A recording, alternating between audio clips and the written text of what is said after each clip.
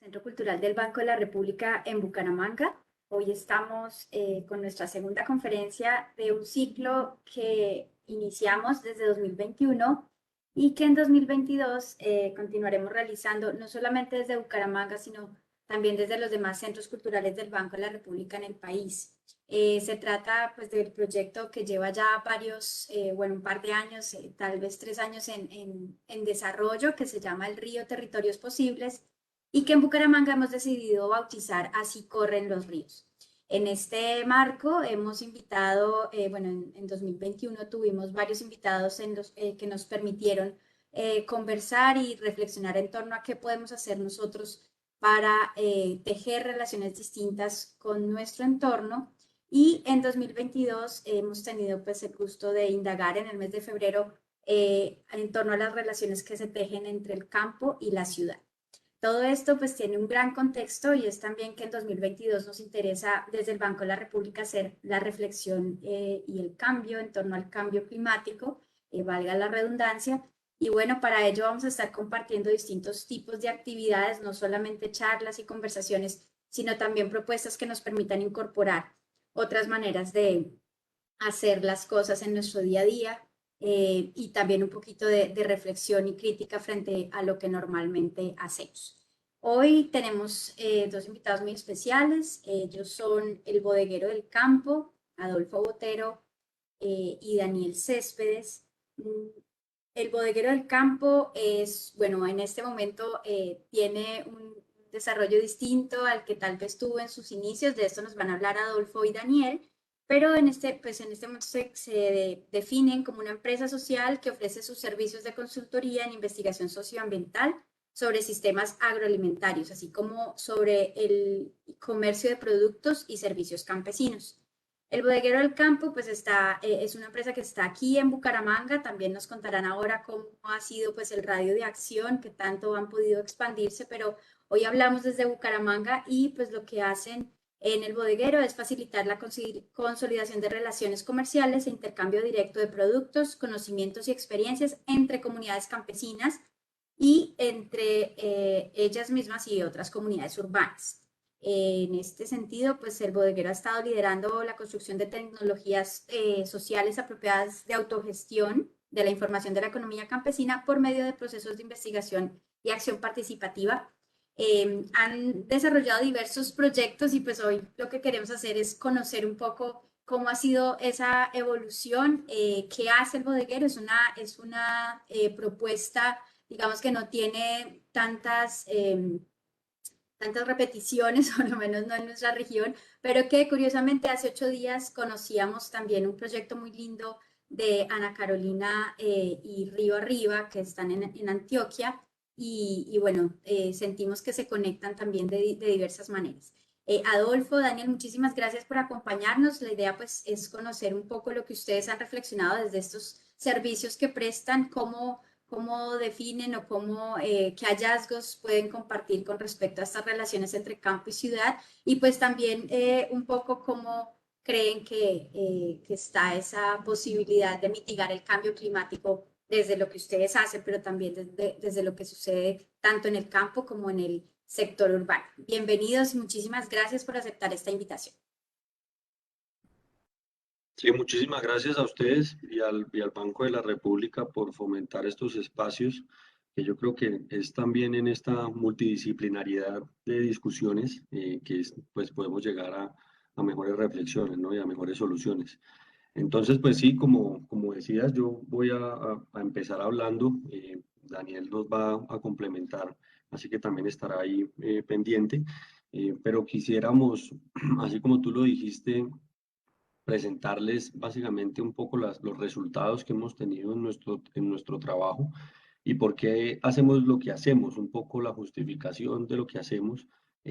Ahorita, como decías, no pudimos continuar, digamos, con el comercio directo en ciudad de productos, que era lo que hacíamos.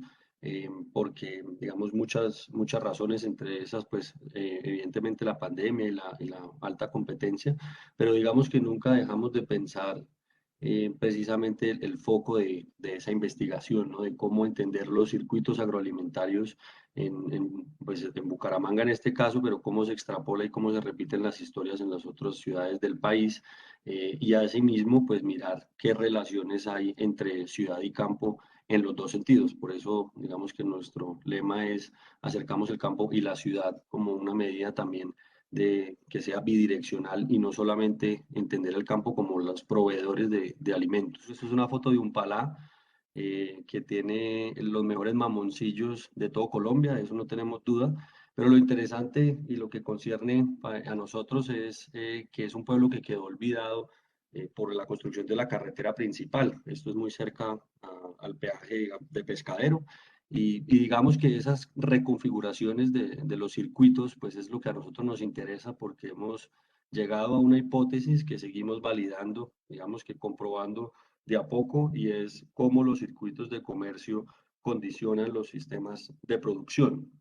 Entonces, inicialmente empezamos haciendo una reseña de esos circuitos agroalimentarios desde Bucaramanga. Vamos a hablar desde ahí, pero como les digo, estas historias se repiten en todo el país. Yo creo que lo que nosotros reconocemos como mercados campesinos inicialmente son estos encuentros en los pueblos que 1 o 2 días a la semana bajan los campesinos físicamente con sus productos al parque principal y los venden. Eso digamos que fue una constante durante la mayoría de la historia del siglo XX del país. Y luego empezaron a aparecer otros circuitos que entrarían a reconfigurar precisamente pues esos circuitos y los sistemas de producción, ¿no? Entonces entraron a operar unas plazas de mercado que para los que se acuerdan de repente en la Concordia en Bucaramanga es una plaza que antes tenía una pileta de agua donde la gente iba a lavar la ropa digamos, a tomar agua de ahí, y las plazas de mercado pues se vuelven ese centro de encuentro entre campo y ciudad, y pues un centro realmente que más que solo productos pues hacían diferentes tipos de actividades, y eso digamos que va a resultarnos interesante para ver las soluciones que después vamos a proponer. Después pues digamos que se empezaron a dar otras reconfiguraciones, nosotros llamamos de actitudes pues populares o de circuitos populares como tiendas de barrio que se abastecen en ocasiones directamente de los campesinos y pues de las mismas plazas de mercado, pero tienen unos radios de acción mucho más cortos, unas distribuciones mucho más dispersas en la ciudad, y hace que pues se reconfigure de alguna manera esos circuitos. El caso de la Plaza San Mateo, para los que se acuerdan, al lado de la plaza principal de Bucaramanga existía, todavía se llama la San Mateo, pero digamos que ya está en el olvido. eh, y tuvo un evento desafortunado que nosotros consideramos un poco muy coincidencial, que fue la quema en el año 1979. Es una quema que también, por ejemplo, pasó en Medellín, en la plaza pública de Medellín, en San Mateo. Lo que teníamos era un patio campesino, donde era el patio de carnes y el patio que recibía a los campesinos, y un año después se funda la central de abastos. Si uno ve, digamos, esa conexión, pues más allá de ser coincidencial, pues parece ser premeditada, porque realmente necesitaban sacar a los campesinos de la ciudad por un tema, digamos, excusados bajo un tema de higiene y un tema de desorden, que es, digamos, una visión muy moderna de los circuitos de comercio, ¿no? De no entender el desorden y entonces decir, no, pues hagamos unas vías grandes, que en este caso es la avenida Quebrada Seca, que no entra a la ciudad, sino que llegue a un lugar dispuesto solamente para, digamos, el comercio y la acumulación de volúmenes grandes, para ser más eficiente, entre comillas, y ya les cuento después por qué esas comillas. Pero es interesante esa relación de cierre de la plaza principal y la apertura de la central de abastos, que es, yo creo que el principal cambio drástico que tuvieron los circuitos de comercio, ¿no? Eso va a entrar a reconfigurar los sistemas de producción a un punto, pues, que realmente nos preocupa, ¿sí? Tiene ventajas, pero ya vamos a ver más adelante eso. 7 años más tarde que se funda la central de abastos, en Bucaramanga se funda un mercado campesino, o una plaza campesina realmente como ellos se llaman, que se llama Somercade. Muchos de esos socios incluso venían de la San Mateo y se tomaron por voluntad, digamos, autogestionada, un patio que hasta el sol de hoy sigue estando. Ellos 1 o 2 veces a la semana tienen mercados, entiendo, los fines de semana para que los vayan y los visiten, pero tienen una historia particular dentro de este contexto, que es la reivindicación de los campesinos llegando a la ciudad, diciendo nosotros no nos vamos a ir de acá, nosotros necesitamos un espacio porque la central de abastos nos está cerrando esos espacios y digamos que la central de abastos también hace que se incrementen los supermercados y los fruver, ¿no? Cada vez vemos estos mercados que se dicen llamar las canastas campesinas y estos mercados que son más revendedores de la central de abastos y entran a competir directamente con supermercados y fruver y por eso digamos que entran también los campesinos en esta reconfiguración de buscar ese espacio de distribución directa de los alimentos en la ciudad. Y finalmente, después de la introducción de los supermercados y los fruver, que hasta hoy en día yo creo que son los más fuertes que distribuyen alimentos internamente en el país. Perdón, Adolfo, un momentico. Sí, Antes adelante. de los... Ah, perdón, usted iba para eso. Patios campesinos dentro de las plazas de mercado. Sí, igual lo que iba a comentar, yo creo que de pronto era la idea, si quiere, me complementa porque el tema yo creo que usted lo maneja más aquí, y es el tema de los patios campesinos y cómo dentro de las plazas de mercado, antes encontrábamos unos patios campesinos pues mucho más claros, mucho mejor definidos, y hoy en día incluso ustedes van a la Concordia y no, nadie sabe qué es un patio campesino, ¿no? Incluso dicen no, no van a traer campesinos acá porque nos hacen competencia. O sea, separaron completamente las plazas de mercado de los patios campesinos y ojo, hay unas plazas que los mantienen y se están deteriorando, pero vemos que hay una reconfiguración de nuevo de retomar esos patios campesinos, de fortalecer esos patios campesinos porque son la forma de abastecimiento directo de ciertos productos de algunas plazas. Entonces, digamos que los patios campesinos siguen estando vigentes, cada vez menos, eso hay que reconocerlo, y digamos que entran las apuestas de manera distinta de parte de las entidades públicas como los mercadillos campesinos. Digamos que en todas las ciudades grandes de Colombia en este momento hay ese tipo de iniciativas y es otra vez, volviendo al principio, ¿no? Es una suerte de mercado campesino y pareciera que estamos volviendo otra vez al principio de traer físicamente a los campesinos a que ellos mismos nos vendan los productos, ¿no? Eso es un poco la discusión. Si quiere, adelante, Daniel. Sí, acerca de los patios campesinos hoy en día, pues en la Plaza Guarín, en la Plaza Kennedy, hay mercados campesinos todos los fines de semana que tienen una trayectoria parecida y muestra también un poco la trayectoria de los campesinos en Bucaramanga después de que Centroabasto se volvió como el grueso de la distribución agroalimentaria y es la formalización a fuerza de el uso, la práctica, tanto en la Kennedy como en la Guarín.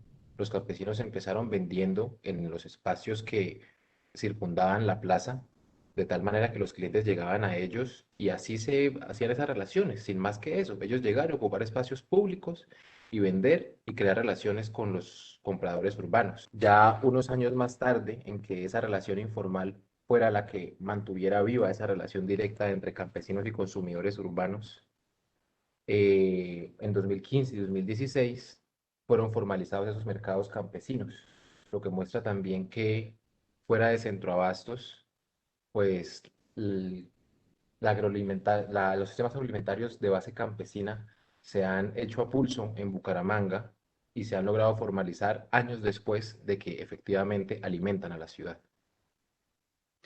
Exacto, entonces a nosotros digamos que nos genera un poco de conflicto esos nuevos proyectos de mercadillos campesinos y demás, no porque sean malos, sino porque precisamente pueden estar debilitando procesos que la misma gente reivindica. Vemos que hay mercados campesinos autogestionados en barrios de Bucaramanga. Vemos que estos mercados, digamos, de la Plaza Guarín y la Plaza Kennedy son hechos del 2015 para acá y son hechos por ellos mismos. Digamos, ese nivel de resistencia, pues lo encontramos muy interesante para empezar a entender pues hacia dónde deberíamos nosotros como concentrar pues, las fuerzas. Aquí estoy tratando de pasar, pero ok, ya, listo.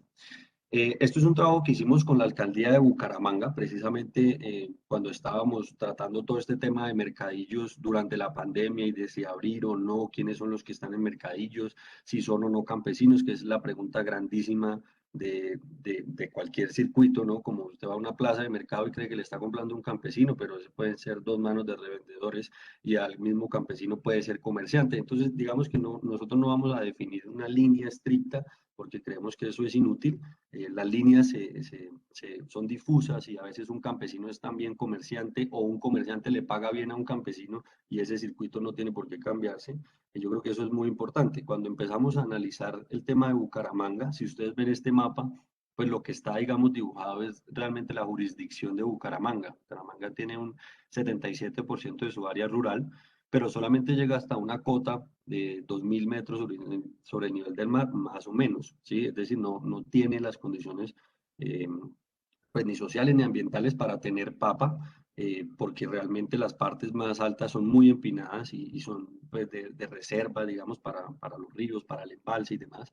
Y cuando empezamos a hacer un censo de los tipos de producción que tenían, pues había unos productos que simplemente no pueden tener por naturaleza, ¿sí? Entonces, cuando uno presiona un proyecto como Mercadillos Campesinos acá, que solamente puedan ir campesinos, no le pueden vender papa. Y si usted no le vende papa a un cliente, pues le está prestando un mal servicio. Y ese es el tipo de purismos, digámoslo así, en los que no podemos caer, sino más bien, venga, ¿cómo integramos una asociación de paperos para que fortalezca estos mercados? ¿Cómo hacemos esas relaciones? Entonces nos dimos cuenta que por el norte, por el río Suratá, pues realmente uno llega a Matanza y a California y a todo el páramo de Santurbán y por ahí baja cualquier cantidad de papa. Y ese es el tipo de circuito que hay que identificar para empezar a resolver los problemas de manera eficiente, sin ir hasta la central de abastos, que eso implica un gasto energético y pues también un poder, digamos, oligopólico que tienen los grandes comerciantes de la central. Entonces empezamos a ver este problema y entendimos rápidamente que el abastecimiento agroalimentario de Bucaramanga no depende de sí misma, depende de un contexto regional mucho más amplio. Esto fue un trabajo que se hizo con el Instituto Municipal de Cultura de la Alcaldía, en la cual se analizaban los circuitos agroalimentarios desde adentro de la ciudad. Entonces enfocado, digamos, en las plazas de mercado y cuando uno ve el origen de los productos de las plazas de mercado, pues se da cuenta que hay una riqueza de regiones que realmente circundan a la ciudad de Bucaramanga y que realmente son las que terminan alimentando y definiendo pues los sabores con los que nos encontramos nosotros en la ciudad. Hay muchos productos, digamos que por la posición también de Bucaramanga, pues hay muchos productos que pasan por la ciudad y abastecemos es la región nororiental del país y eso digamos que también es una condición importante para entender pues todo el grado de competencia, de manejo de precios por ciertos productos que se mueven en la zona. A mí esta imagen me parece muy interesante porque uno se pone a detallar cualquier cosita y digamos que hace parte pues de toda esa riqueza, no solamente ver las cotas altitudinales que tenemos desde el páramo de Santurbán hasta el río Sogamoso, que es casi pues sobre el nivel del mar, nos permite tener esa riqueza y pues la historia social del departamento también nos deja tener algunas semillas y algunos sabores propios. Como les decía, pues esta riqueza y esta red de circuito de comercio agroalimentario, pues es la que condiciona los sistemas de producción y por eso digamos que empezamos a ver nosotros ventajas y desventajas de esa nueva reconfiguración con la entrada de la central de abastos.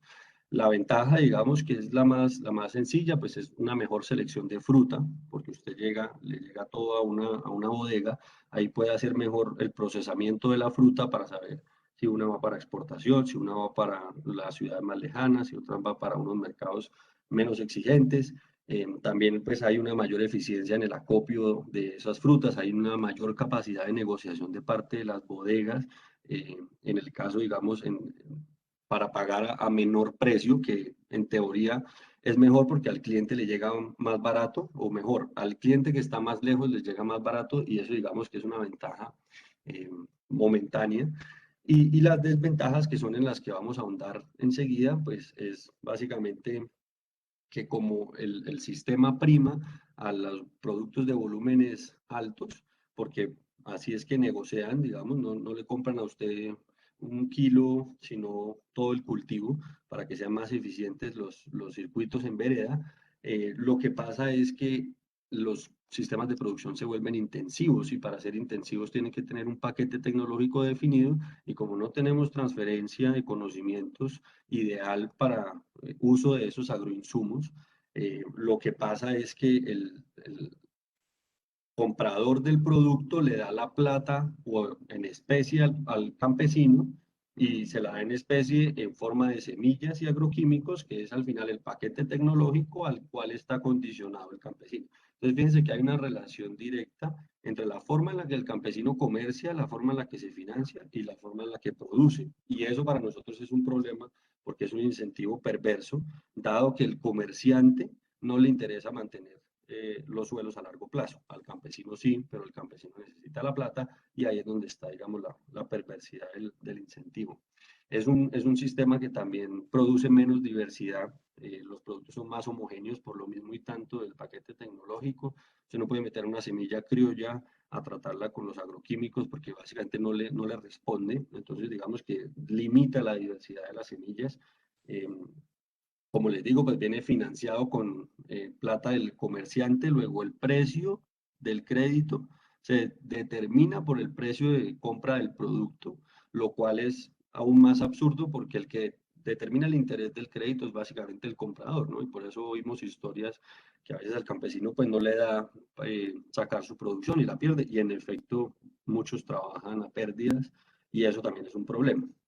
El costo de este sistema de producción lo está pagando el campesino y nosotros digamos que lo vivimos es pues teniendo cada día menos campesinos, ¿no? Más migración a las ciudades, más desplazamiento, menos cultivos de ciclo corto, entonces se pasan más a aguacate, se pasan más a café, se pasan más a cacao y eso realmente es para consumo externo principalmente, entonces no digamos que no hace el foco pues de la alimentación que estamos tratando.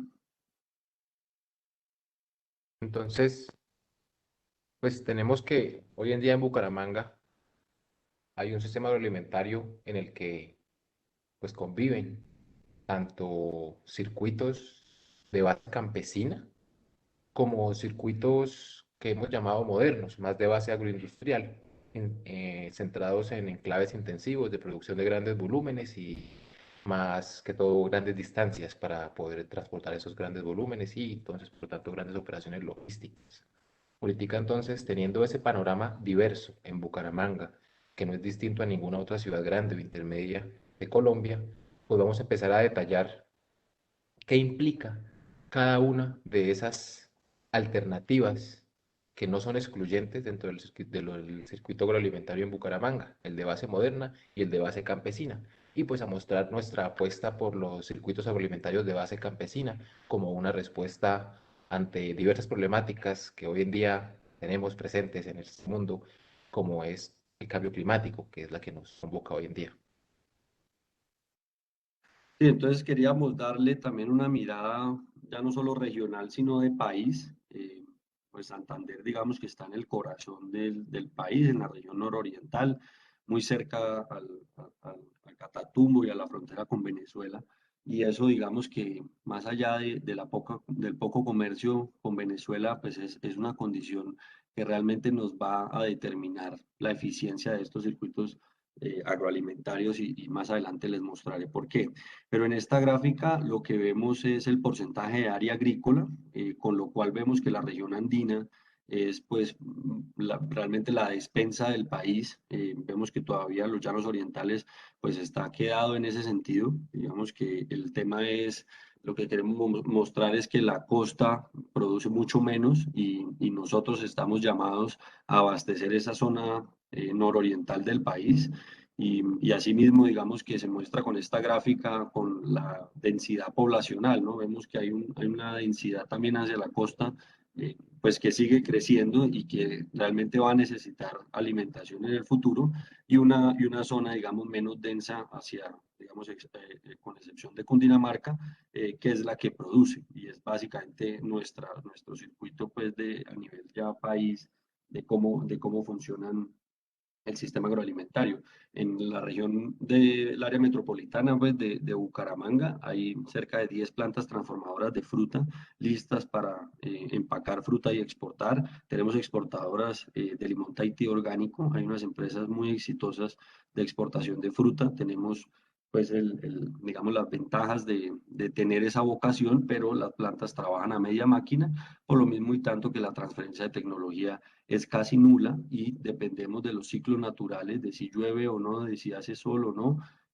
para producir. Y eso lo que hace es que se concentren los ciclos de cosecha y implica que en un momento del año tenemos mucha comida y en otro tenemos muy poquita. ¿Sí? Entonces, eso va a hacer que nos obliguemos a encontrar soluciones en las cuales se puedan coordinar esas diferencias en las producciones para que pues, no hayan los desperdicios que hay y digamos que se le pague bien al productor cuando la cosecha está más alta, que es lo que suele ocurrir. Otro tema importante de esta reconfiguración de los sistemas de sistemas de producción, ¿sí? Es pues la entrada, digamos, de la llamada revolución verde, que si la ponemos en contexto de, de los circuitos agroalimentarios, vemos que casi que coincide con la apertura de centroabastos. Alrededor de los 70 empezaron a llegar los agroquímicos, en los 80 ya estaban totalmente implantados, y digamos que tampoco es casualidad, ¿no? Lo más normal es que cuando llega una tecnología de este tipo, pues se adecúen las cosas para que se puedan adoptar. Pero si miramos la gráfica, realmente la única barra que nos toca ver es la última, la del lado derecho, que es Colombia. El resto son otros países. Y vemos que Colombia, esto es incluso datos para el último es el dato 2009, es un dato de hace mucho tiempo, de hace más de 10 años, pero yo creo que estamos hoy en día peor, realmente. Hay unos químicos que aquí tienen comercio y en otros lugares están prohibidos. Eso es usual en las tiendas de agroinsumos en el país. Y eso es una lástima porque realmente las entidades encargadas pues realmente se quedan muy cortas, ¿no? Yo no quisiera pensar que es un lobby de estas industrias, pero son industrias supremamente poderosas y lo que nos hacen es que nos dan una tecnología súper poderosa, pero no nos dicen cómo utilizarla. Porque claro, entre mejor la utilice uno, pues menos la necesita. Pero esta gráfica me parece que es bien diciente en ese sentido del consumo de fertilizantes en Colombia. Lo que ha ocasionado, digamos, en parte, pues el uso indiscriminado de agroquímicos. Yo personalmente soy una persona que trabaja con agroquímicos. No es que me disgusten, sino que, como les digo, es una herramienta muy poderosa y así como a usted le pueden ayudar, lo pueden acabar, le pueden acabar la finca. Lo que vemos nosotros en el país es que las zonas agrícolas, como les mostraba la región andina, pues está degradándose cada vez más. La zona del Meta también tiene un problema muy grande por degradación de suelos, por mal uso de los sistemas de producción ya agroindustriales. Y eso es un problema que pues cada vez está peor con el tema del cambio climático, ¿no? Es un tema que afecta directamente porque el punto es que si usted hace un monocultivo mal y deja, por ejemplo, el suelo descubierto, pues el sol con las radiaciones, con el incremento de radiaciones hace que pierda usted una capa orgánica y pierda, digamos, la microbiota del suelo y el suelo se acaba.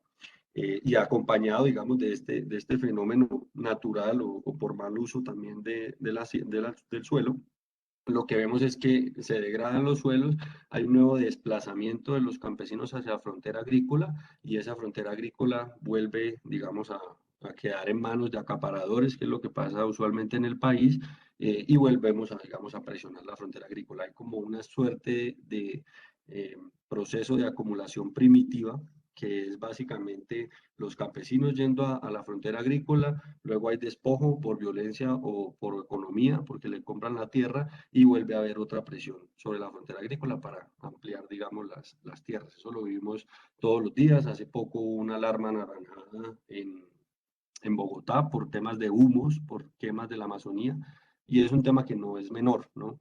Digamos que el último fenómeno aquí que quería comentar era el acaparamiento de tierras, que en Colombia, volvemos a lo mismo, es uno de los peores indicadores que tenemos, y que no solamente hace que los campesinos no tengan, o dicho así con datos, menos de la mitad del país tiene titulado su tierra, pues hace que usted tenga una falta de seguridad en su suelo y eso hace que de pronto usted pues ni lo maneje bien, ni siembre un árbol porque usted no sabe si va a estar ahí en 10 años y eso hace que se reconfigure otra vez, digamos, fenómenos de desplazamiento en el país. Con estas condiciones, pues nosotros... Un ejemplito, un Daniel. ejemplito pequeño para sumar al tema sobre la imbricación entre circuitos de base campesina y circuitos modernos de base agroindustrial y cómo eso pues tiene implicaciones en la tierra en este caso y la forma en que se usan los agroquímicos sintetizados en laboratorio son ejemplos que hemos visto en Santander que me parece importante mencionar. Y es que grandes laboratorios, llámese como se llamen, que venden agroquímicos sintetizados en laboratorio muy conocidos, tienen la capacidad de relacionarse con las veterinarias de los municipios rurales de Santander para que ellas, a su vez, envíen comerciantes a las fincas de los campesinos, creen relaciones cercanas, los inviten a eventos de muchos tipos, sociales, de capacitación, y entre lo uno y lo otro, pues van creando clientes que están siempre en contacto con esas veterinarias, que a su vez son agentes comerciales locales de grandes laboratorios de cualquier lado de este mundo. Entonces, bueno, una forma concreta de entender cómo estas dos, es como dos circuitos agroalimentarios dentro de un sistema que se concluye en Bucaramanga, pues se imbrican y de una manera problemática en este caso, porque quienes estarían llamados a dar capacitación y a ofrecer alternativas de producción más limpias a los campesinos, fuera de ellos mismos, llámese Estado, pues no cumple ese rol que sí cumplen otros. Sí, yo creo que si hay alguien que ha entendido la vida campesina son las casas de agroinsumos, sin duda, y para complementar los ejemplos que dice Daniel, o sea, esto es un tema tan directo que, o sea, llevan modelos a las veredas para convencer a la gente que compra agroquímicos, o sea, hacen unos eventos de una magnitud, pues, bien rara para un contexto de vereda, pero literalmente hacen eso y pues yo creo que eso es un tema también a tratar. Había otro tema, otro ejemplo que me hizo acordar que me parece muy bueno, que es el madurador químico de piña y banano.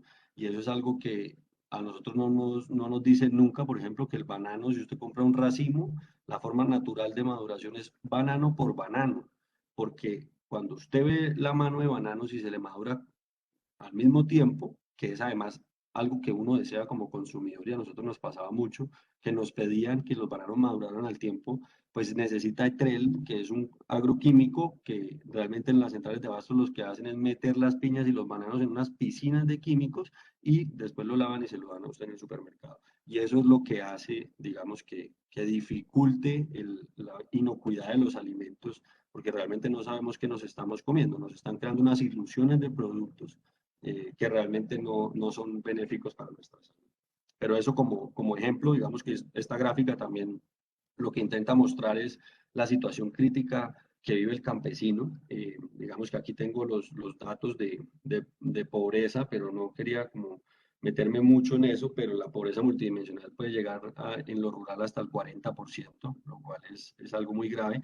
Y en las pirámides poblacionales lo que vemos es que el campo se está envejeciendo, los jóvenes están yendo del campo, pues cada vez tienen menos hijos también las familias, y eso hace que los abuelos o los campesinos más viejos sean los que realmente se queden en las fincas y eso pues es un problema actual y a futuro. Me decía alguna vez un campesino que él no quería que el hijo se quedara trabajando debajo del sol, ¿no? Como una manera de dar cuenta del grado de trabajo y de esfuerzo que implica ser campesino y la verdad es que no es fácil, ¿no? Manejándolo como se maneja en el país. Ahí tenemos una cita también que hace alusión al tema de la propiedad de la tierra, como les decía, pues yo la quisiera leer muy rápidamente. El que tiene tierra no migra fácilmente porque está arraigado a su terruño. Se necesita propiedad porque si los ponen a jornalear o a trabajar en una finca de un tercero, prefieren jornalear en la ciudad. O sea, prefieren manejar buses o taxis o cualquier otro de seguridad que también es muy usual. Y eso pues es una lástima, digamos, como composición pues del país porque pues nos vamos a quedar sin quien produzca comida de calidad. Esta gráfica la encontramos hace poco y quisimos poner esta y no la de la FAO, que fue muy famosa hace poquito en las redes, porque mostraba a Colombia como una posible, dentro de los 20 países con mayor riesgo de caer en una hambruna aguda. Y lo que vemos en esta gráfica es que, al contrario, pareciera que Colombia es uno de los países con más bajos índices de hambruna, según el Índice Mundial del Hambre. Vemos que los países más ricos no están contemplados en este estudio, por eso están en blanco. Eh, y Colombia, dentro de los países que se mide, está de puesto 44. Realmente no está tan bien ni está muy mal, pero digamos que no tiene un problema serio de hambruna.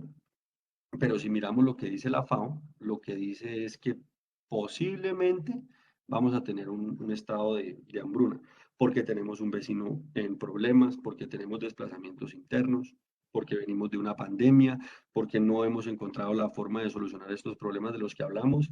Luego, lo que nos está diciendo este mapa es si las cosas están bien, pero mañana pueden estar mucho peor. Y es un sentido de alarma que me parece importante, porque es reconocer lo que tenemos bien en este momento y cómo lo fortalecemos. No es cómo cambiamos todo, sino cómo miramos hacia atrás y cómo de repente podemos cambiar el curso, porque cuando uno ve este dato a nivel histórico, realmente Colombia es de los que menos avanza en mejorías en este indicador. Es tal vez de los 10 países que menos avanza en este indicador, y eso ya es también un sentido, digamos, de preocupación. Otro tema con los circuitos actuales de comercio, y es algo que normalmente no se mide en estos indicadores, y es el desperdicio de alimentos. Por un lado, vimos que los paquetes tecnológicos lo que me hacen es intensificar mi sistema de producción, luego produzco más en menos área, pero la cantidad que se desperdicia por la misma forma en la que se comercia es normalmente un indicador que no se muestra, pero sí se refleja en el precio de compra del producto, y eso es clave, porque quien está pagando los platos rotos del desperdicio es el campesino, que puede que no le salga rentable su negocio. Entonces ahí hay un problema de un desperdicio, digamos que invisible, que más allá de ser un problema ambiental, es un problema también económico. Y también otro factor que incluye acá es, como no podemos nosotros producir lo que comemos, porque hay desperdicio, porque hay ineficiencias en el sistema de comercio, tenemos que importar cerca del 17% de lo que producimos. Y si ustedes miran cuáles son los productos que importamos, son los productos pues que son materia prima de productos básicos, ¿no? Y en eso digamos que Estados Unidos es muy sagaz, porque sabe que es subsidiar, ¿no? Estamos hablando de maíz, de soya, de todos los commodities básicos, pues trigo.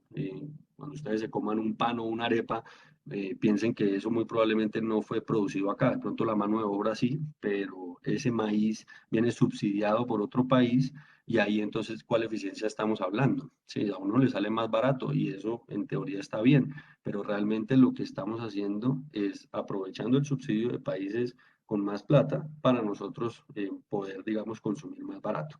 Pues a mí me parece que es una situación que, si uno lo ve a nivel industrial, digamos en industria avícola, pues tiene todo el sentido, porque quien no quiere pollo más barato. Pero por otro lado, digamos que terminamos nosotros dependiendo de unos precios internacionales que en este momento, pues es lo que también nos tiene con unos precios tan altos, ¿no? Cuando sube el dólar y como somos tan dependientes, no podemos rápidamente sustituir esa canasta, como lo podemos hacer, por ejemplo, con la papa. Se subió la papa, pues hombre, a comer yuca y a comer auyama, porque para eso estamos en un país con una diversidad tan grande.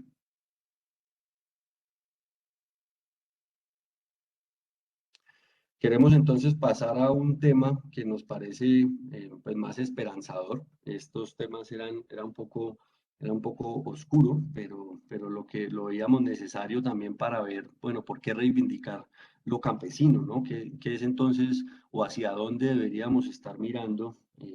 Porque al final tenemos unas ventajas con estos circuitos modernos de comercialización, y claro que los campesinos quieren tener plata, por eso están metidos en café hace mucho tiempo, porque el café, pues siendo sincero, no es que alimente mucho, pero pues sí deja buenos recursos.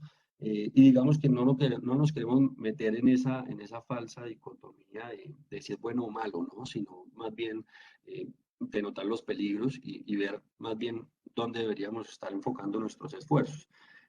Cuando decimos el alimento es de origen campesino es porque los productos que se producen en la economía campesina son más nutritivos que los que se producen en una escala mayor. Normalmente los productores de pequeños y medianos producen insumos para la industria, o leche, o producen palma, o producen carne, digamos en ganadería, que es una proteína directa, pero muy pocos producen cultivos de ciclo corto, como tomate, como maíz, digamos dejando a un lado pues la parte agroindustrial de ya con maquinaria, la yuca también, los plátanos, todo eso digamos que se puede industrializar muy poco, pero las legumbres y todas estas hortalizas pues son alimentos directos que llaman, ¿no? No es un alimento que necesite ser procesado, sino que se consume como digamos, en inglés hay un concepto que se llama Whole Foods, que está muy de moda, y es precisamente por el bienestar que dan esos productos consumidos así de manera pues completa, ¿no? Sin transformación. Cuando miramos los datos del Ministerio de Agricultura y Ambiente, ellos estiman que cerca del 70% de los alimentos que se producen en el país los cultivan pequeños propietarios, que es un poco ratificando la idea que les estaba comentando anteriormente. El campesino normalmente tiene un producto principal, que puede ser un cultivo de ciclo permanente, digamos como café o cacao, o un producto de ciclo corto, pero de mayor tamaño, y adicional, esto obviamente digamos, una parcela campesina tradicional, ¿no? No es que todos lo hagan y eso también es un problema de romantizar a un productor solo por producir, cuando lo puede producir pues de manera que desgasta el suelo, ¿no? Y pasa con el concepto del orgánico, que muchas veces creemos que es la salida, y lo que nosotros estamos viendo es más bien reivindicar esas tradiciones y ese pasado pues más, digámoslo así, agroecológico, aunque es un concepto nuevo.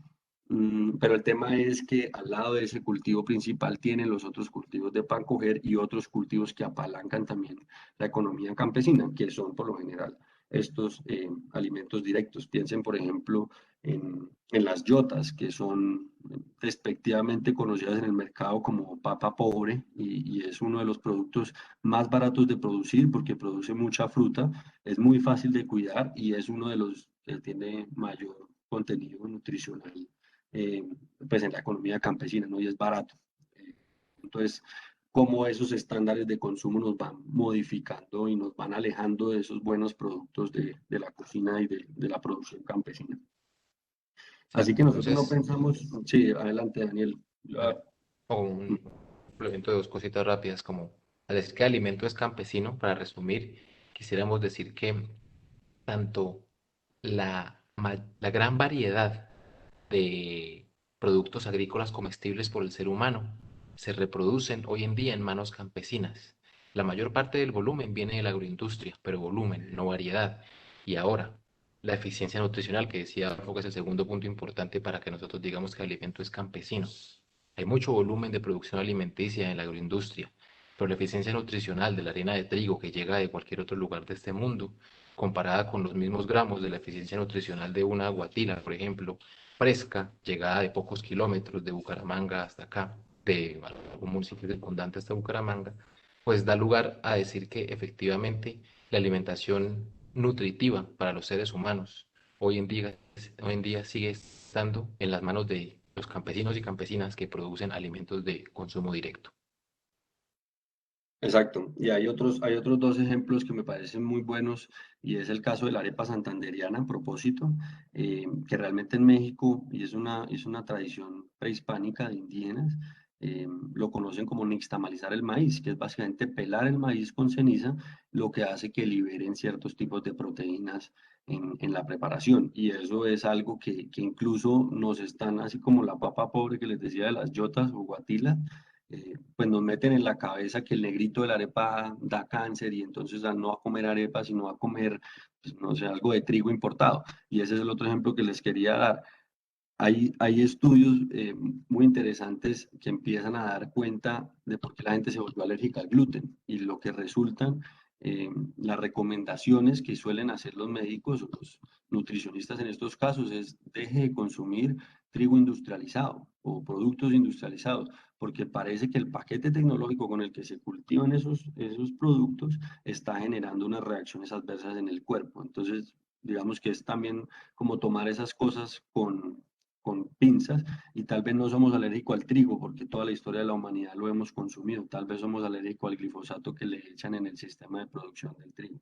Y esto no lo digo yo, lo dice en algún punto Brigitte Baptiste, que me parecía muy interesante. Otra condición de los campesinos que pues realmente, digámoslo así, en magia, porque además solamente lo hacen ellos, es la forma de acriollar las semillas. Cuando uno piensa en lo criollo, es un concepto muy interesante, porque si ustedes ven estas frutas, hay un lado de las frutas, un grupo de frutas que no son de aquí, de este continente, y hay otro grupo de frutas que sí son de aquí. Y digamos que también la misma palabra nos denota el origen, ¿no? Por ejemplo, el tomate y el aguacate es un aguatl, y eso viene probablemente de Centroamérica, esas semillas. Pero el banano y la naranja no vienen de acá, el banano creo que es asiático, y bueno, la naranja yo creo que es oriental o europea, pero ¿cuánto no hemos oído banano criollo? Y entonces, ¿cómo así que el banano no es de acá y hay banano criollo? Pues eso ocurre porque hay manos campesinas en el proceso. Ellos son los únicos que recogen las mejores semillas y las vuelven a sembrar. Lo que hacen los industriales es volver a comprar la misma semilla para que le vuelva a salir la misma producción. Y lo que hacen los campesinos es, al contrario, tomar esa mejor semilla para hacer un mejoramiento genético y de esa manera adaptar los cultivos al medio ambiente. Y eso yo creo que es algo pues supremamente importante para el tema que estamos tratando de adaptación al cambio climático, y es algo que los campesinos han demostrado poder hacer, ¿no? Además de que son los únicos que guardan semillas, porque realmente las tiendas de agroinsumos tienen semillas, pero son sintetizadas en un laboratorio. Los campesinos físicamente las pueden guardar en el bolsillo o en un cuarto pues oscuro, y principalmente las cuidan a través del uso, las comparten, las siembran, las vuelven a cosechar y las vuelven a sembrar, y esa conservación por el uso es algo único en los campesinos, y nos parece que es la manera también en la que se conserva la biodiversidad que ahorita estaba comentando Daniel. Y de acuerdo sobre eso, pues quería enfatizar en que la apropiación socioambiental de la producción alimenticia es la base para lo que hoy en día se llama soberanía alimentaria, que es un concepto importante que entra acá a, a explicarnos cómo los campesinos, acriollando alimentos y adecuando su producción a los contextos ecológicos y sociales, dan lugar a que haya mayor autonomía en cada uno de los grupos humanos que viven en este país para decidir qué comen, cómo lo comen, cuándo lo comen, en qué momentos lo siembran y en qué momentos lo cultivan, cosa que empieza a romperse de a poco con la dependencia a circuitos más internacionalizados, como el de las semillas de paquete, que de nuevo no son mundos excluyentes y exclusivos. Los campesinos que producen pepino, cohombro hoy en día están casi que en su totalidad amarrados a ese circuito de compra de semillas nuevas cada vez, pero no es así en la mayoría de productos, lo que implica también como una complejización de esta diferencia, enfatizando ahora sí en la importancia de esas semillas criollas que se vuelven base de la soberanía alimentaria en manos de campesinos que viven de ello. Sí, así que lo que nosotros concluimos fue que no importa si usted es nativo o foráneo, si usted viene de otro lado, incluso, pues, o sea, hemos montado la cultura colombiana a partir del café, que es arábigo, empezando por ahí, pero sea nativo o foráneo, sembrado y resembrado por campesinos, pues todos al final tenemos esa capacidad de adaptarnos socioambientalmente al paisaje. Esta imagen me parece muy interesante porque ahora queremos hablarles de la parte, digamos, cultural, ¿no? Como no es solo que los campesinos hagan eso porque pues sean como de muy buen espíritu, pues, y quieran hacer las cosas bien, es porque están metidos en una cultura y en un relacionamiento social que hace que, digamos, tengan este tipo de prácticas. Y esta foto, que al parecer parece como, vamos, a simple vista parece un rastrojo, realmente es un cultivo de frijol. Si lo ven en detalle, hay un frijol tutorado, tutorado en tutores además de una especie que se llama aro o nacedero, que es un árbol que además usan las hojas de forraje, pero además vemos girasoles y esos girasoles están sembrados en la hilera del frijol de tal manera que salen primero para el Día de la Madre en mayo, si no estoy mal, y los frijoles salen para el verano de mitad de año. Luego los campesinos crean un cóctel de productos asociados a una cultura, que en este caso es, digamos, de las ciudades, para la celebración del Día de la Madre, y hace que el cultivo tenga esa diversidad que necesita el suelo, ¿no? Además de que agarra, porque está en una montaña, agarra el suelo y eso hace que se evite la erosión, que los nutrientes se mantengan pues en las hileras. Y me parecía muy interesante cómo los campesinos, pues, digamos, metidos en esa cultura logran tener un sistema de producción adaptado, que además es adaptado ambientalmente, lo que me parece pues más interesante. Teníamos aquí también una cita de un campesino, que para nadie es un secreto, que son como los que mejor leen la luna, o los astros, como me decía este campesino, y es una persona que logra entender el cambio climático a través de la lectura de los astros. No es solo la luna y si está menguando o si está en luna llena, es también cómo se mueve la luna, cómo se mueve el sol, cómo se mueven los vientos, y esa comprensión, a pesar de que también vemos que se pierde con estos temas del paquete tecnológico, porque a usted no le toca estar pendiente, porque casi que le venden la idea de que siempre cuando quiera, como quiera, con estos productos, y además, siempre, además produzca mucho, ¿no? Pero queríamos como traerles algunas reflexiones de productores que seguimos encontrando en el camino, y me gustaría de pronto que Daniel nos cuente aquí el caso del millo en la Purnia. El millo también es una gramínea que es bien escasa, pero cuando llega la época de Semana Santa, empiezan a haber más cultivos de millo, y lo que vemos es que es un producto que básicamente se ha mantenido por tradición, ¿no? No por Exacto. economía, pues. Exactamente. Otro muy buen ejemplo para entender que la, la defensa de la agrobiodiversidad que los campesinos hacen no es únicamente por ser unos buenos expendedores de alimento para la ciudad, sino porque ese grupo humano llamado campesinos se hacen tal por prácticas relacionadas con la agrobiodiversidad. Y el millo en la Purnia, una vereda de Los Santos que da contra el río Sogamoso, es un ejemplo. Antes, en toda la zona de la meseta de Los Santos y más en Santander, el mello era un producto muy usual, bastante usual para el consumo, básicamente. Hoy en día es cada vez menos usual, tanto así que en la meseta de Los Santos hemos encontrado que muchas comunidades ya no lo usan. En la Purnia sí. ¿Y por qué principalmente? Porque está muy relacionado con la celebración de Semana Santa. En Semana Santa ellos suelen hacer tamales de millo para comer. Entonces, entre junio y julio, siembran millo que llaman del arizoso, el cuarentano, para cosechar entre diciembre y enero y pilar de ahí en adelante para ir haciendo tamales. Y esa semilla, hoy en día, está siendo valorada por comunidades campesinas de otros lados de la meseta de Los Santos. Estamos repartiéndola para que esa agrobiodiversidad viva. Pero entonces lo importante de notar acá es que esa agrobiodiversidad, el millo cuarentano arizoso en la Purnia, permanece en grandísima medida porque en Semana Santa ellos comen tamales de millo. Y de ahí esa barrera para la vida. ¿Por qué? Porque la diversidad es la estrategia evolutiva de la vida. Tener varias alternativas para cuando una se ponga difícil, tener otras por recorrer. Y la agrobiodiversidad es entonces la estrategia evolutiva para la vida que nos comemos, que es casi toda. Exacto, eso es interesante, cómo lo siembran para ellos y no para el mercado, que es lo contrario a lo que veníamos hablando de los circuitos agroalimentarios con respecto a la central de abastos, por lo menos. Em, esto es también algo que va directamente a la definición de la agrobiodiversidad, y quería retomarla porque pues no solo se refiere a la diversidad de flora y fauna que existe en una finca o en un paisaje agrícola, sino también a las prácticas y conocimientos sobre plantas y animales que los agricultores manejan y utilizan dentro del paisaje que los rodea, ¿no? Y esto hace que nos encontremos con estos tres nombres, que para algunos serán muy conocidos y para otros pues no los habrán visto nunca, porque muy pocas veces usted los puede comprar en el mercado.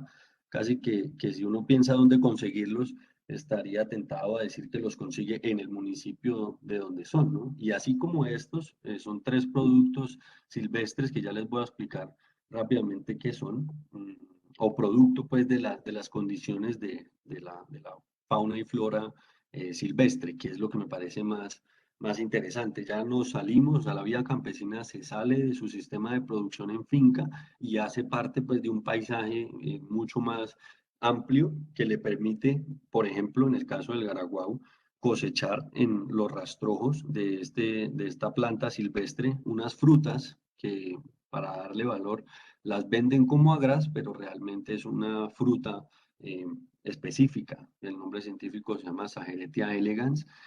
A nosotros nos pareció muy curioso este fruto porque la misma gente lo consumía y además lo vendían, a pesar de hacerlo un poco, digamos, engañoso, porque realmente es otro sabor, sabe mucho más dulce que una gras, pero pues es realmente muy parecido. Y esto lo que vimos es que es una planta que también tiene taninos en las hojas, que se pueden amarrar las cabras, que las cabras las ramonean, y los que sepan de cabras saben que cuidar una cabra, mejor dicho, eso es de las cosas más complicadas que hay.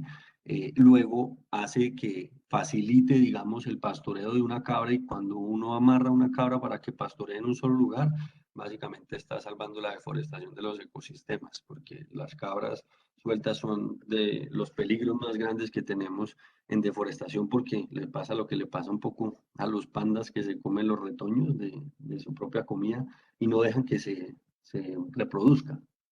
El mielato, por ejemplo, es un caso del páramo de Santurbán. En el páramo de Santurbán hay unos bosques de robles, son unos árboles nativos de allá, y lo que pasa es que en una época cuando llueve, hay un bicho que le pica en la resina de la corteza del árbol del roble, y pica y salen unos filamentos de la corteza, que son lo que se van a comer las abejas. Las abejas se comen eso y las abejas no producen miel, producen mielato.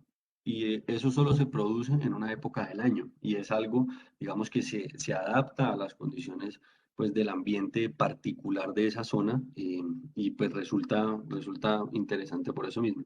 Y el bichachá es básicamente el agraz de páramo, ese sí es agraz o es de la misma familia del agraz, pero también empezamos a ver diferentes tipos de bichachás, unos que se parecen más al arándano, otros se parecen más al agraz más ácido, pero también son formas de apropiarse del paisaje de manera distinta, ¿no? No sembrando los productos, sino reconociendo las épocas de cosecha en las cuales pueden ofrecer ciertos tipos de productos. Y nosotros en la ciudad no tenemos eso en la cabeza, incluso nosotros creemos que siempre podemos consumir lo que queremos consumir, porque estamos pensados o acostumbrados a pensar en esos productos de siempre, ¿no? Entonces vemos la manzana y vemos la uva y vemos que esos productos siempre hay en el anaquel, pues esos productos, primero que todo, vienen importados y segundo que todo vienen de productos de sistemas de producción industrializados. Pero la guama, el zapote, el mamoncillo, todos esos productos que se escapan por momentos al sistema de producción, pues tienen periodos de cosecha muy marcados y ahí es cuando tenemos que empezar a encontrar esos espacios de encuentro, de coordinación de comunicaciones entre campo y ciudad, pues para que esos desperdicios de alimentos nutritivos no se den, sino que realmente se incremente la demanda de los productos en cosecha.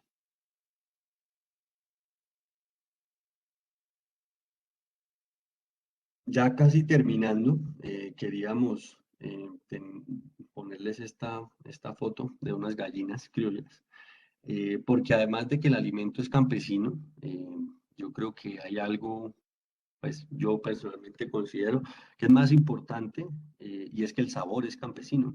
Cuando uno piensa en un sancocho o piensa en unas chorotas o piensa en unas regañonas o en cualquier preparación, pues hasta chanfaina, por ejemplo, puede que a algunas personas les genere como cierta rareza, ¿no? Hay unas, al contrario, que nos causa pues mucha felicidad de poder encontrar en algún lugar del mundo algo que lo haga a uno sentir eh, pues de esa tierra, ¿no? Y como decir, oye, ese sancocho que me dieron en familia es el mejor y lo tiene uno, lo recuerda perfecto. Y resulta que esas preparaciones pues incluyen todos estos productos de los que hemos hablado. Las mismas yotas también las hacen en unas preparaciones específicas con guacas y con otros productos pues más criollitos, digámoslo así.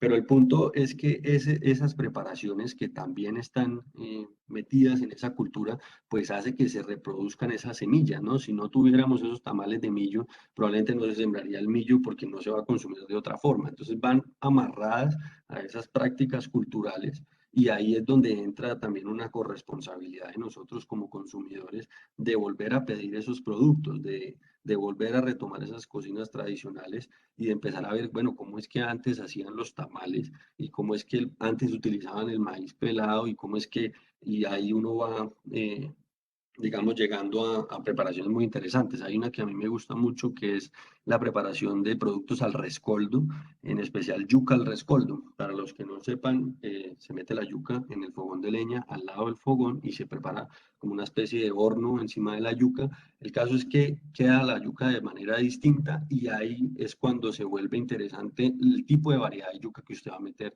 en ese tipo de preparación, porque todas las variedades no le van a dar el mismo resultado. Y ahí es donde uno va empezando, oiga, ¿cómo así que hay diferentes variedades de yuca? Sí, nosotros personalmente vendimos como cerca de 4 tipos de variedades de yuca, que para nosotros también era una sorpresa, pero seguro habrá muchísimo más y habrán unas variedades de productos que sirven para preparaciones específicas, como pasa también, por ejemplo, con las huacas.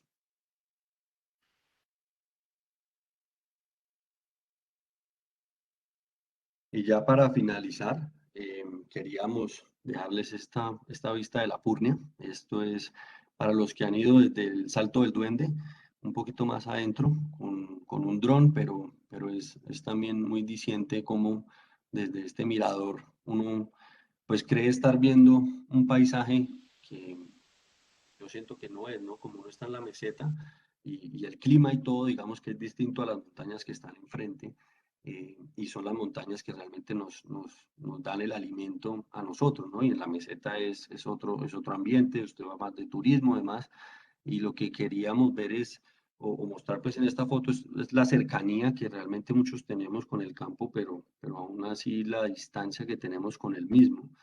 Como muchas veces estamos al lado de una plaza y preferimos entrar a un supermercado, cómo olvidamos por momentos los periodos de cosecha de productos y vemos a una persona vendiendo guamas en la calle y decimos, oiga, vea que, cómo es que están vendiendo guamas. Y digamos que esa cercanía, pues digamos que nos parece interesante porque las tenemos en la cabeza, pero a veces no como que no somos conscientes pues de la riqueza que tenemos y de los cambios que tenemos también en esa riqueza en el campo.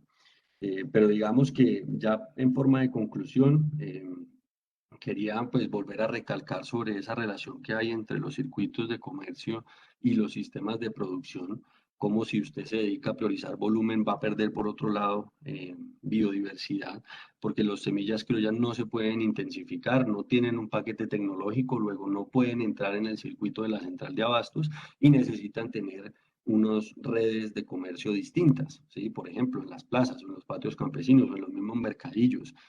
Había un caso de una persona en el mercadillo de los niños, en una vereda que se llama Cuchilla Alta, en Bucaramanga, y él apenas le dieron su puesto de venta, digamos, en la ciudad, lo que empezamos a ver en el sistema de producción fue que empezó a agregar más semillas y más semillas y más semillas, porque entre más semillas tenga, más productos puede vender en el lugar, digamos, que le dispusieron, y en ese sentido tener mejor negocio. Y yo creo que esa relación tan directa ayuda a que haya más biodiversidad, pero estoy seguro que si a él le dieran un contrato bueno en la central de abastos, y le dijeran, no, yo solo le compro a usted papa, por decir algo, eh, entonces él solo se va a dedicar a papa.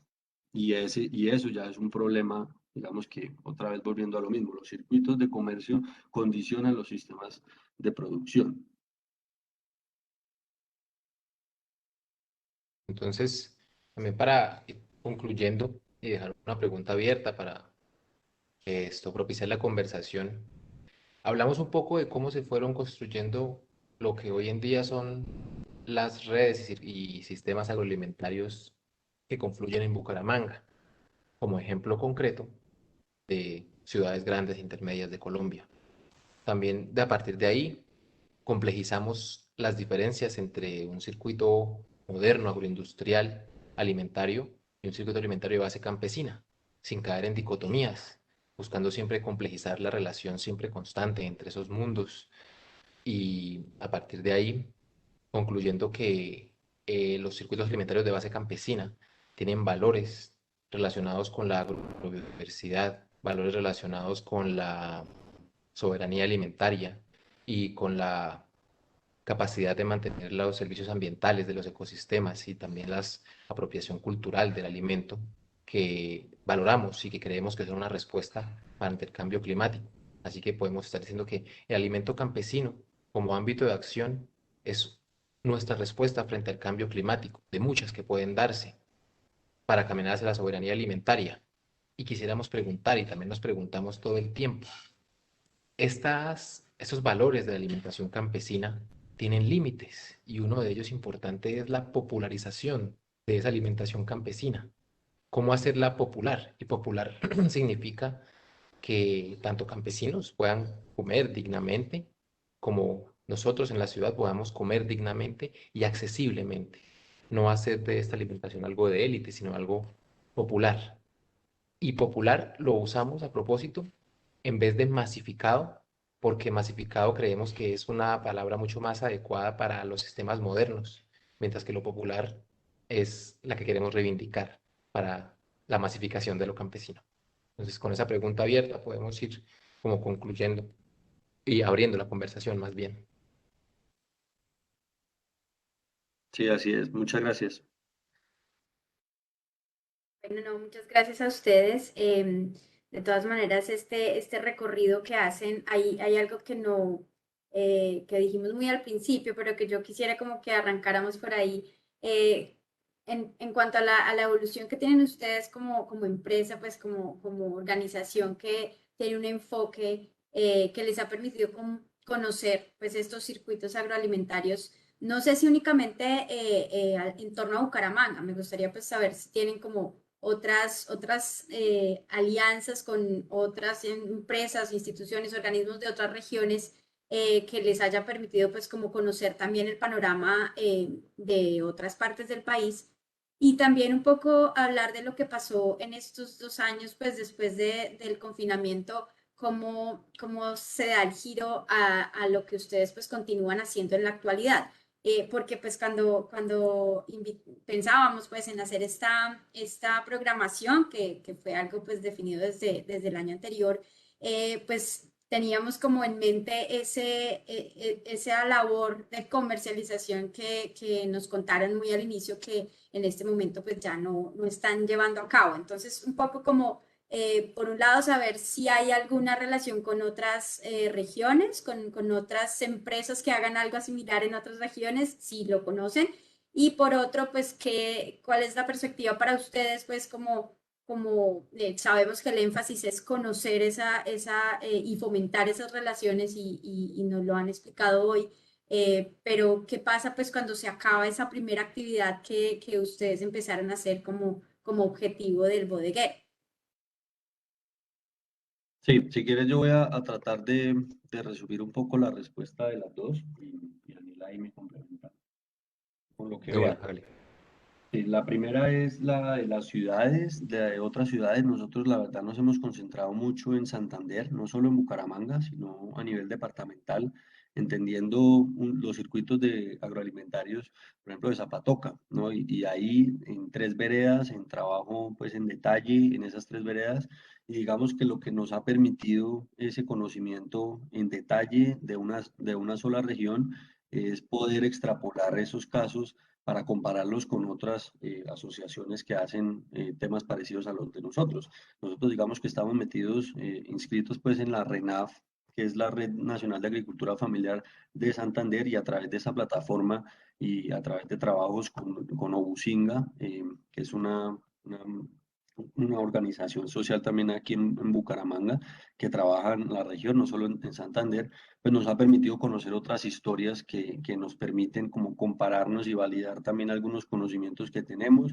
Hemos hablado también, interactuado con personas en Bogotá, pero nos hemos querido concentrar por lo menos en este tema en Santander, ¿sí? Hemos hecho algunos proyectos por fuera del departamento. Daniel estuvo trabajando en el Putumayo, de pronto ahorita nos comenta algo de eso, pero digamos que nuestro foco en el sentido pues agroalimentario lo queremos todavía eh, dejar en Santander, no por cerrar otras puertas, sino precisamente por entrar con un mayor detalle a tener información pues más precisa al respecto, pero digamos que ese ha sido nuestro foco.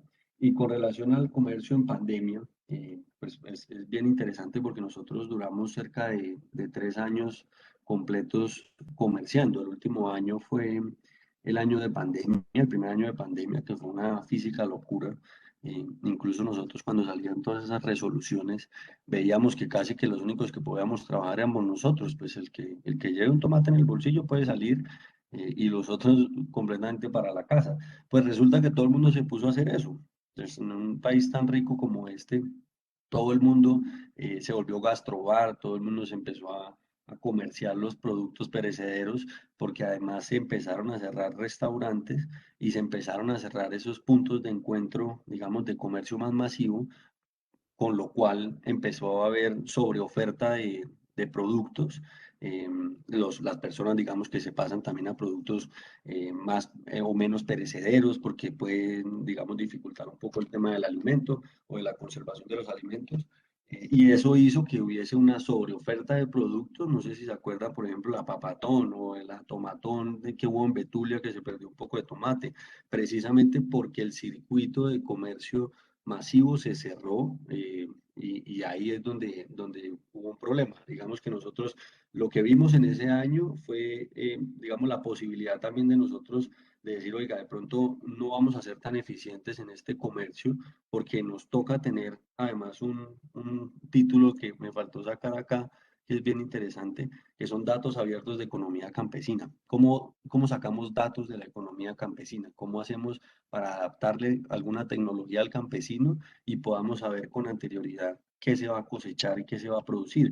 Para llegar a eso, todavía no tenemos respuesta, o sea, seguimos ensayando y seguimos aprendiendo, pero tenemos que encontrar un sistema que básicamente tenga esa información y la tenga abierta para que se puedan crear esas otras interacciones y se sumen producciones pequeñas para hacer más eficiente el tema de comercio. Yo creo que fue bien complicado hacerlo y en un acto también de responsabilidad nuestra de reconocer hasta dónde íbamos como en conocimientos y tener un mercado tan restrictivo como Bucaramanga, que al final es pequeño, y en un contexto en el que la gente no tiene plata, dijimos, vámonos a trabajar con campo en investigación y dejemos esto que nos ha traído unos aprendizajes, pero sentimos que ya tenemos para volverlo negocio, pues que ir a otro nivel, ¿no? Si, por ejemplo, vamos a exportar, si vamos a llegar a ese nivel, dejémoslo quieto y volvámonos a investigar porque podemos aportar más en esta coyuntura con eso. Entonces, ese sería mi comentario al respecto. Muchas gracias, Adolfo. No sé si Daniel Perfecto. Ahora, quiera precisar algo más. sí, Dale. sobre el ámbito Tienes la cámara geográfico, cerrada, Daniel. listo. Sobre el ámbito geográfico de nuestro interés, bueno, ahorita comentaré algo pequeño sobre mi estadía en Putumayo, pero de acuerdo con Adolfo en que Santander y el sistema agroalimentario que surte Bucaramanga y Santander en general es nuestro interés y creemos que aún se puede ahondar mucho en las relaciones socioambientales de la producción campesina en este ámbito. De ahí que a la medida que íbamos desarrollando el sistema de comercialización, íbamos desarrollando nodos logísticos alrededor de Bucaramanga en distintos lugares de Santander y eso nos permitió conocer la riqueza que hay y que no conocemos todavía en estos lugares. Por ejemplo, cuando estábamos en el momento más álgido, más alto de comercialización, 2020, un nodo logístico era la meseta biogeográfica de Los Santos, que comprende también hacia Pescadero y la Mesa de los Santos hacia el río Sogamoso. El otro era Zapatoca, principalmente la Cuchilla del Ramo y sus alrededores. También en García Rovira y municipios de la provincia de García Rovira, principalmente Málaga y alrededores, era otro nodo campesino. Florida Blanca, con base en la plaza campesina que hay al lado del Parque Central. Otro era la misma Asociación de Mercado Campesino Asomercade, la Plaza Campesina de Real de Minas que funciona los fines de semana. Ahí llegan campesinos de Piedecuesta, Lebrija, Río Negro, El Playón, Charta, Matanza, Tona, Santa Bárbara y Berlín en Santander, y Mutiscua, La Esperanza, Pamplona, Cáchira, por norte de Santander. Entonces, ese lugar en Bucaramanga se volvió otro nodo logístico que nos llevaba a muchos otros lugares que hacen parte de la despensa agrícola campesina de Bucaramanga. Y menciono de nuevo Mutiscua, porque ahí teníamos una relación muy directa con una familia extendida de campesinos y campesinas, que un chino de 20 y pico años era el encargado de comercializar todo lo que producían sus tíos, tías, primos, abuelos, abuelas. Entonces, eso para decir que nuestro interés sigue siendo como un enfoque geográfico en el sistema agroalimentario santanderiano, porque somos de acá, nos sentimos de acá y creemos que hay todavía mucha riqueza por encontrar en estos sistemas. Entonces, nuestros principales aliados han sido siempre asociaciones, comunidades y familias campesinas. Y quisiera acá volver a mencionar a Somercade, porque vale la pena mucho ese espacio dentro de Bucaramanga, que lo conozcamos, que el fin de semana nos demos a la tarea de ir. Eso queda ahorita en la transversal oriental, frente a lo que llaman los circos, el parqueadero de los buses y los circos, todos los sábados y domingos. Ahí hay una diversidad de alimentos campesinos impresionante hoy en día en Bucaramanga. Y ahora, ¿hacia dónde vamos después de la explicación de Adolfo sobre nuestro trasegar por el comercio? Exactamente, ahorita lo que estamos pensando es cómo generar junto con campesinos herramientas de autogestión de la información, para que la información de la economía campesina, tanto para la producción como para la comercialización, sea agregada de una manera ordenada, pertinente y a tiempo, para que las decisiones de venta, de producción, de intercambio que salen de la economía campesina sean pues más eficientes cada vez. Entonces, si un comprador en ciudad necesita N toneladas de X producto, hay dos alternativas caricaturizando. Una, que una persona que tiene gran producción en sus fincas diga, yo soy capaz y ordeno a mis trabajadores para que así sea.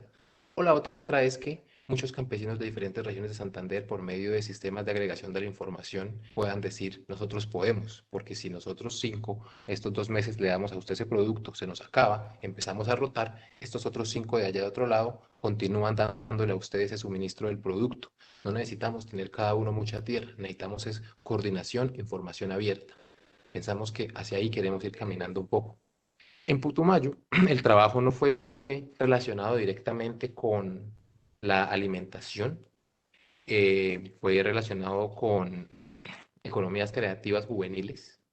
Estuve en el Bajo Putumayo, es decir, la frontera con Ecuador, Puerto Asís y municipios circundantes, Villagarzón, Puerto Leguízamo, La Hormiga.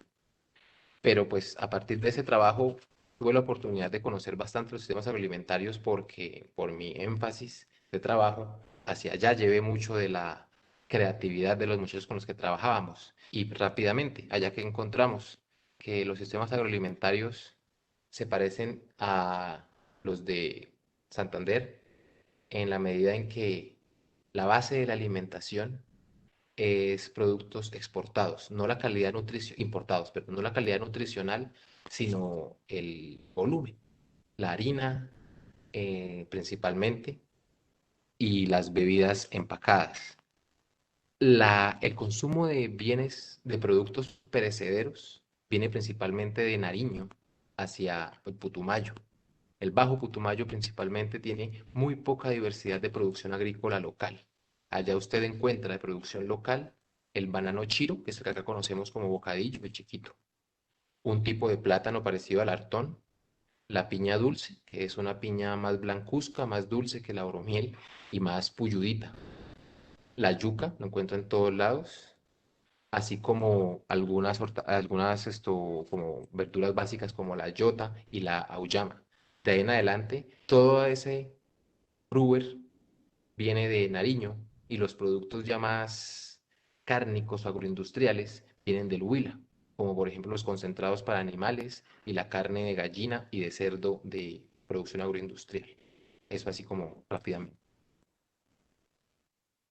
Gracias, Daniel. Bueno, yo les voy a leer un par de comentarios que hay en el Facebook, una pregunta y pues bueno, ya para que también vayamos cerrando, no sé si alguien en sala tenía intención de participar, les agradezco que me indiquen por el chat para poderles dar la palabra.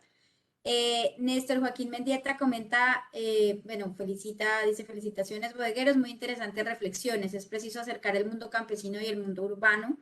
Y luego comenta, una estrategia importante es la recuperación de la gastronomía tradicional mediante la valoración de los y las portadores de cultura, particularmente las maestras de la gastronomía tradicional. No sé si quieren ustedes también hacer un comentario respecto a eso que nos dice Néstor. Y hay una pregunta también de Jorge Quijano a través del Facebook que dice, ¿en qué sitio de la Mesa de los Santos se consiguen semillas para estos productos? No tengo muy claro a qué productos se estaba refiriendo porque no tuve precaución de tener aquí presente el momento en que puso la pregunta, pero bueno, no sé si ustedes quieran eh, comentar y ya voy revisando si logro la precisión de la pregunta de Jorge. Sí, no, con relación a lo que dice Néstor, que espero que sea el Néstor que estoy pensando, porque además Sí, es sí, así él es. el que también ha promovido, digamos, estas revaloración, porque realmente se ha perdido mucho de las maestras de la gastronomía tradicional y yo creo que mucho trabajo también se le debe a él. Estoy completamente de acuerdo, creo que hay que seguir dinamizando eso tanto en ciudad como en campo. Y eso pasa, digamos, más allá de la concientización de uno mismo, de decir, oiga, sí me voy a tomar ese tipo de sopa, sí quiero ese tipo de productos y pedirlo.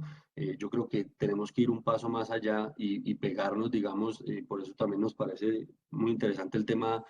Pues cultural y creativo, ¿no? Porque es a través del arte que creemos que se pueden tejer esas relaciones de confianza entre productores y consumidores y acercarnos realmente a ese mundo que pues nos está reivindicando las semillas criollas, ¿no? La gastronomía y las maestras de la gastronomía tradicional, que son las personas que saben preparar ese tipo de semillas, pues son las llamadas, o las primeras llamadas a este propósito. Yo creo que estamos completamente conectados, pero sí creo que necesitamos ir más allá, ¿no? Como no solo la vamos a resaltar en el pueblo, sino, y esto lo digo sin saber cómo hacemos en la ciudad para realmente hacer ese cambio, porque siento yo que tampoco la solución es, abramos un restaurante, digamos, el caso de él, bien Barichara, es el mejor restaurante que yo conozco en el momento, y le hacen a usted ceviche de yotas, ¿sí? Ceviche de yotas o steak de yotas. Es una cosa que a uno no le cabe en la cabeza, incluso tienen como decorado con millo, ¿de acuerdo? Y es interesante porque es reivindicar la comida y darle un estatus pues, de alta cocina, pero como decía Daniel, eso no es popular, eso puede ser muy bueno, pero no es popular. ¿Y cómo lo vamos a popularizar? Y ahí es donde tenemos que pensar en eventos culturales, tenemos que pensar en la fiesta, tenemos que pensar en mercados campesinos como se hacían antes. ¿Qué tipos de eventos se hacían antes y cuál es el encuentro de campo-ciudad que nos interesa en este momento a las personas? Yo creo que sobre eso pues hay mucho que pensar y hay mucho que trabajar. Y sobre las semillas, a cualquiera, yo creo que Daniel está de acuerdo con eso.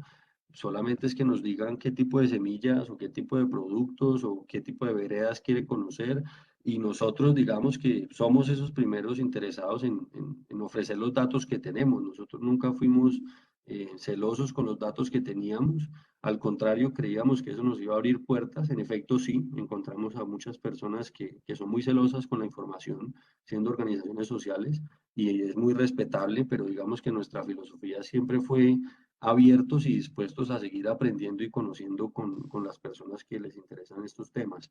Entonces, pues ahí están nuestros contactos y cualquier tipo de semilla en las que podamos nosotros aportar. Incluso creo que Daniel en este momento tiene semillas de millo en el bolsillo, así que si quieren lo llaman es a él en este momento, pero si no en otro momento, pues muy abiertos a poder ayudar en lo que se pueda. Muchas gracias. Para confirmar, ¿podríamos poner el correo del bodeguero ahí en el Facebook para que queden los comentarios? Ah, lo voy Claro, a de poner aquí una. en el chat. Dale, Y yo yo lo lo pongo paso en el al otro Facebook. lado. Bueno, y ¿Listo? tenemos una pregunta aquí en sala de Ana Carolina Mesa, que estuvo hace 8 días también acompañándonos en la conversación sobre el universo rural colombiano. Ella tiene una iniciativa muy bonita que se llama Arriba Arriba en Antioquia. Y ella pregunta, Daniel, ¿me podrías ampliar el término economía campesina? ¿Cuáles elementos de la economía quieren profundizar y organizar? ¿Y cómo crees que esta información fortalecería la red de mercado que quieren formar? Ok, listo. Entonces, respondo y también seguramente ahorita Adolfo tendrá por complementarme. En esos elementos de la economía campesina que consideramos importantes que se introduzcan dentro de una dinámica como de autogestión de la información, pienso que está en primer lugar el conocimiento campesino. Me salió esta plaguita, me salió esta otra plaguita, ¿qué hago, qué no hago? Hoy en día hay bastantes aplicaciones que están caminando hacia esa asesoría en tiempo real, a distancia, para producciones agrícolas, bien sea a grandísima escala, con cromatografía y lo que se quiera, o a pequeña escala tomándole la foto a la hoja, enviándole por WhatsApp la foto a X ordenador o operador, y ese operador le responde que puede ser esta plaga o este coquito o este otra vaina. Entonces, una es el conocimiento, crear redes de intercambio de conocimiento para la producción. Además de eso, también insumos, desde semillas, abonos, bien sea orgánicos, bien sea sintetizados en laboratorio. No estamos excluyendo nada de tajo, pero sí intentando que el énfasis esté en una producción mucho más sostenible y eso va desde los insumos. Entonces también creemos que parte de esa información o elementos importantes que conforman la economía campesina, que estaría dentro de esta red de intercambio de información, están los insumos. También ahora la logística es un elemento muy importante. Cómo hacer más eficiente los fletes y cómo agregar volúmenes de manera también pues más eficiente. Cómo un camión de esta vereda puede salir ya no con 20, sino con 50 canastillas y en el mismo viaje, con la misma gasolina, llevar ese alimento a la ciudad y eso se puede mejorar con información abierta, porque muchas veces ese camión no se llena con 50 canastillas porque el dueño del camión tiene ya su contrata y con eso vive bien y no tiene por qué esforzarse por más y está en todo su derecho. Pero él, mediante una red de información abierta, puede darse cuenta que si para 10 kilómetros más adelante de su lugar de inicio, espera 10 minutos, hay alguien que estaría contentísimo de montarle 30 canastillas a su camión, pagarle un flete más y para todos es mejor. Eso también ayudaría muchísimo en la estabilidad y la calidad del suministro campesino a grandes, pequeños o medianos volúmenes de compra, porque serían capaces de organizar personas que en principio no están en contacto por su zona geográfica, por sus relaciones culturales, frente a compradores urbanos que pueden entonces sí utilizar como esa base de información grande para poder agregar esto, oferta campesina. También las decisiones, ahora, fuera de la logística, también otro elemento importante de la economía campesina que puede como coordinarse en esa red de información abierta son las decisiones productivas. Como anticipar un poco la producción venidera, sabiendo cuáles han sido las decisiones productivas que están tomando las personas dentro de esa red. Por ejemplo, hoy sembré 2.000 colines de pepino cohombro. Listo, la red lo sabe. Por lo tanto, esa red de productores y de consumidores y de intermediarios con información abierta, actualizada, saben que desde mi lugar, desde mi finca, más o menos en unos 3 meses, 4 meses, si todo sale bien, voy a tener entonces 2.000 matas de pepino cohombro en producción. Y anticipar esa información vale bastante dinero. Y también las cosechas. Ya no sembré este producto que tendré es la producción en X tiempo, sino que se acerca la cosecha de mandarina. Yo tengo 500 palos en mi finca. Entonces, ¿cómo hacemos para que todos los que tenemos bastantes palos en nuestras fincas y llega la cosecha de mandarina y nos abruman las canastillas llenas o los palos llenos, pero con un precio bajito que no vale ni el flete, cómo podemos hacer de eso algo eficiente económicamente? Pensamos que con la información abierta entre consumidores, intermediarios y productores, esos volúmenes de cosechas estacionales pueden aprovecharse de mejor manera. Y por último, pues también la demanda puede ser también hace parte de esa economía campesina. ¿Quienes compran esa producción de origen campesino? Y quienes compran, de nuevo, va desde el camión que saca, que puede ser desde el primo de quien produce hasta la persona que parquea su carro en abastos y va a la vereda solamente a recoger y se devuelve. Y ahí puede entrar también la tienda de barrio, el fruver, el supermercado grande, el puesto de la plaza de mercado. Entonces, ya para terminar, último elemento dentro de la economía campesina son los actores, que ya los mencioné, pero pues vale la pena nombrarlos de manera como solita, para que no queden como volando, que entonces también tienen que estar ahí dentro de esa red de información. ¿Y cuáles son los actores? Todos los que hemos mencionado y todos los que quepan. ¿Por qué? Porque tampoco creemos que la solución es acortar la intermediación o eliminar el intermediario. El tema es adecuar la intermediación a la economía campesina para que todos tengan una capacidad de negociación más o menos homogénea. Eso más o menos sería la cosa. Intentando ser claro y respondiendo hacia el rompe, pienso que, bueno, algo. Sí. No, súper de acuerdo y gracias ahí por la precisión, porque digamos que uno en los análisis que hace, normalmente el consumidor no tiene nada que decir, ¿no? O sea, no importa que usted opine que quiere consumir agroecológico, el mercado le da unas cosas a usted y pareciera que el consumidor no tiene poder y yo creo que eso es precisamente parte del problema, ¿no? Sacar al consumidor de la ecuación y no pensar con él y yo creo que es un problema. En Bucaramanga tratamos de hacer algunos ensayos de ese tipo, le llamamos cosechatones, incluso lo que empezó fue la papatón, digamos que por una coyuntura nacional, pero se hicieron o se trataron de hacer porque la verdad no supe si se hicieron unas cosechatones de naranja, precisamente tratando de amortiguar esos momentos en los que el precio baja tanto que al productor le sale mejor dejar el producto en el árbol. Y es precisamente por esa falta de comunicación con el consumidor, la demanda no sube. Entonces, si usted baja el precio y la demanda no sube, es porque esa información no le está llegando al consumidor, porque si estuviera barato, el consumidor se pasa directamente, pero no baja tanto, ¿sí? Entonces, ahí hay un bache, que es lo que yo llamo el monopolio de la información de Centroabastos, y ellos son los que se quedan los comerciantes con ese margen diferencial. Entonces, lo venden barato relativo, pero pudiera ser aún más barato, y usted se puede llevar una canastilla a su casa y consume naranja como quiera, y usted mismo hace esa inversión porque le sale más barato, pero los comerciantes no le transfieren esa información al consumidor y por eso creo que tenemos que hacer estrategias mucho más sagaces de esos mercados de encuentro, que se empiecen a conocer y esas cercanías van a hacer que probablemente un día le diga, oiga, para el próximo mes voy a tener tal cosa y eso ya es una información con anticipación que nos sirve a nosotros para coordinarnos, pero creo que eso es un punto muy importante, sí. Sí, y ya para cerrar también, totalmente de acuerdo con usted, Ana, en que si estamos hablando de fomentar una alimentación de estas características, pues no solamente se trata de que los productores cambien o que los transportadores cambien, sino también que los consumidores cambiemos. Y de eso también hemos visto ejemplos concretos en el proceso que hemos llevado, que en que la pedagogía del consumo es parte fundamental para construir nuevos circuitos alimentarios, desde la adecuación a las cosechas hasta el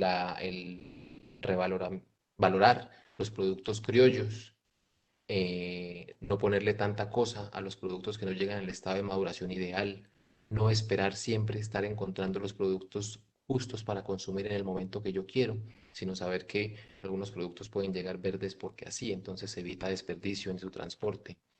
También que los consumidores pueden llegar a incidir en la producción, siendo también como comunidades de consumo activas en relación con la producción y siendo más que compradores socios de algunas pequeñas producciones. Hemos visto que los productos de huerta, que son de ciclo corto y son de consumo habitual, son como ese primer paso que se puede dar para crear comunidades de consumo, en el que el campesino o la campesina siembre algunas eras de su huerta, sabiendo que eso ya está vendido para X familias que están esperando tanta producción.